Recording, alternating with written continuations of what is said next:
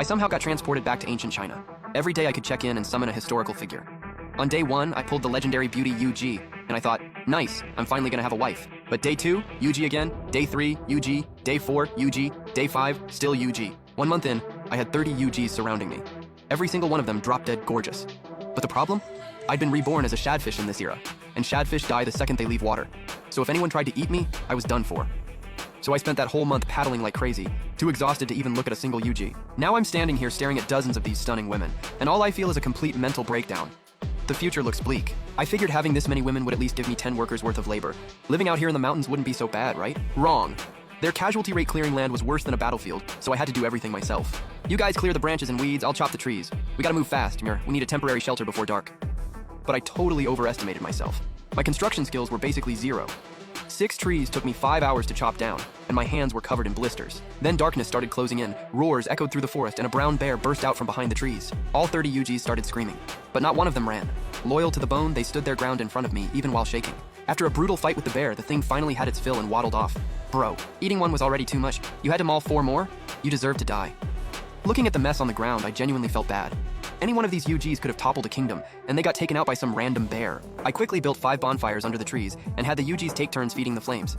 Luckily, most wild animals are scared of fire, and it worked. I sat there, dead inside, watching 20-something beautiful women huddled around the fire, their faces pale as ghosts in the firelight. They weren't cold machines. Beyond their total devotion to me, they were real people with real feelings. Just as I was about to pass out, the system notification chimed out of nowhere. Congratulations, host. 30 consecutive check-in days. New mission unlocked. So 1 month in, a new character gets unlocked. Interesting. Available character to summon Yuji and Xiangyu. Wait, the hegemon king of Western Chu? This dude is the only non-emperor ever listed in the emperor's annals. A man who could literally lift a cauldron. His raw power stat? Maxed out. What I needed wasn't more pretty faces. No amount of beauties could stop a bear's jaws and claws. But Xiangyu handling a brown bear? That's probably easier than swatting a dog. It was already past midnight. I didn't even hesitate. I picked Xiangyu. The second I said it, the firelight twisted and warped, and a massive figure appeared out of thin air. The Yujis were too shocked to move. They just stared at him in disbelief. But Xiangyu ignored all of them. He turned straight to me, standing by the trees, walked over and clasped his fists. Xiangyu, reporting to my lord. Please rise, this isn't a place to stay long. And just like that, Xiangyu snapped to his feet. He scanned the area and said, My lord, give me a moment. I'll have a shelter built for you. He drove logs into the ground like they were toothpicks and threw up a frame in no time. Then he ripped some vines, bundled up branches, and slapped them on top as a roof and walls. Not exactly 5-star comfort, but it felt secure. Standing inside, I felt safe. But looking at how rough it was, I couldn't help but sigh. I mean, I couldn't exactly expect a warrior king to do interior design. I sent 20+ Yujis back into the system space and kept just 2 to attend to me. With Xiangyu standing guard outside like a door god, I didn't need that many human shields anymore. I was just about to drift off when a roar, way louder than anything from earlier, ripped through the night. I bolted upright. I peeked through the gaps in the wooden wall. That same bear was back, and it brought a friend. 2 massive bears paced around the bonfire, eyes glowing green in the dark. My heart literally skipped a beat. But Xiangyu? He just stood up from under the tree, cracked his neck, and looked at them like they were 2 stray dogs with a death wish. He casually grabbed a leftover tree branch and walked straight toward the bears. When the first bear lunged, he cracked it across the skull. Sounded like a watermelon getting smashed. It flew sideways, hit a tree, and didn't move again. The second bear barely raised its paw before Xiangyu snatched it by the throat with one hand, lifted it off the ground, and started wailing on its face with the other. 3 punches. The bear went limp without making a sound. The whole thing took maybe a few seconds. I was sitting in the hut with my mouth hanging wide open. This was the hegemon king, Xiangyu. I nearly became bear food after hours of struggling, and he just casually beat both of them senseless. Yeah, I made the right call.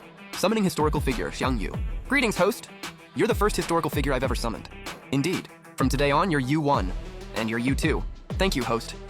Both of them paused. Clearly didn't expect to get assigned numbers. But they didn't ask questions. They just nodded and stepped to the side. With 2 Xiangyus on my team, I finally felt solid. U1 was in charge of expanding the cabin, U2 was on hunting duty. I sat under the trees, directing the Yujis to boil water and cook. For the first time since I got here, this whole situation felt like it might actually work out. By noon, U2 came back hauling a wild boar. U1 had already expanded the cabin and added a small lean-to shelter on the side. I looked at the 20+ Yujis in my system space, then at the 2 tireless powerhouses in front of me.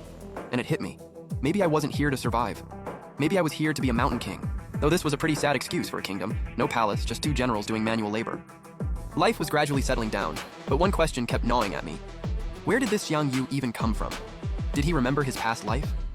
Over dinner, I sat outside the cabin and asked U1, do you remember your past life? U1 set down his wild boar leg, paused for a moment. I do. From Julu to Pengcheng, from Gaoxia to the Wu River, I remember every single battle. At Julu, I burned the boats and fought 9 battles, won all 9. The other lords knelt before me, too scared to look me in the eye. At Pengcheng, 30,000 against 560,000. We crushed them so hard Liu Bang abandoned his own kids to run. As he said all this, there was a flicker of light in his eyes, but it faded fast. Then came Gaoxia, surrounded on all sides, the Chu songs in the air. I broke through with 800 cavalry. By the end, only 20 were left.